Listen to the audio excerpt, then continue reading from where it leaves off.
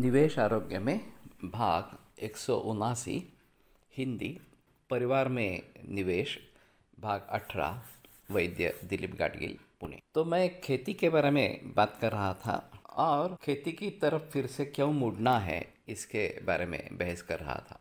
वैसे देखा जाए तो उत्तम खेती, मध्यम व्यापार और कनिष्ठ नौकरी ये पुरानी कहावत है, लेकिन ये काफ़ी बदल गया अभी और खेती सबसे कनिष्ठ इस प्रकार की हो गई।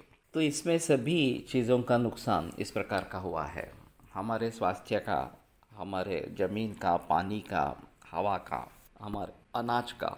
तो इसमें से अगर बाहर निकलना है तो फिर से एक बार नैसर्गिक खेती या सेंद्रिय इस प्रकार की खेती करना अनिवार्य है। तो मेरा ये अनुरोध है कि जो भी आज प्रोफेशनल्स है, व्यावसायिक है, उनके पास अगर खेती है वो खुद नहीं कर रहे हैं तो वो खुद उसमें ध्यान दें, उसमें इन्वेस्ट करें, उनमें निवेश करें, ताकि उनको खुद को अच्छा खाना इस प्रकार का मिले, विषमुक्त इस प्रकार का खाना मिले।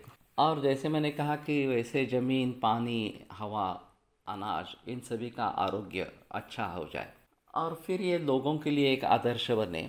इसमें काफ़ी लोगों को रोज़गार इस प्रकार का उपलब्ध होगा, उनकी उपजीविका अच्छे तरीके से होगी और फिर ये उत्तम खेती है, ये फ़ायदेमंद हो सकती है, ये लोगों को दिखाना ज़रूरी इस प्रकार का है। इसलिए केवल एक ही चीज़ से या उसके उत्पाद से मुनाफा पाना, ये बात छोड़नी चाहिए। जितने भी हमारे पास स्रोत हो सकते हैं पैसा कमाने के, उन सभी का इसमें जिक्र होना चाहिए और आमदनी कैसे बढ़े इसके बारे में सोचना चाहिए। तो इस प्रकार से अगर हम करते हैं तो बाकी लोगों को भी प्रेरणा मिलेगी। आज का जो किसान है वो इसमें निवेश नहीं कर सकता वास्तव में, लेकिन ये जो प्रोफेशनल्स है ये इसमें ज़रूर निवेश कर सकते हैं। मैंने जो कोकण में प्रयोग किए हैं वो सभी आपके सामने आएंगे और मैं अभी टूरिज़्म वहाँ पे शुरू करने जा रहा हूँ इस सितंबर से। तो वहाँ आकर देखें कि हम क्या क्या कर सकते हैं। हर एक जगह की स्थिति अलग अलग होगी, वहाँ पे क्या अनाज आ सकता है, क्या फल हो सकते हैं, फूल हो सकते हैं, उसके बारे में सोचना एक अलग बात इस प्रकार की रहेगी।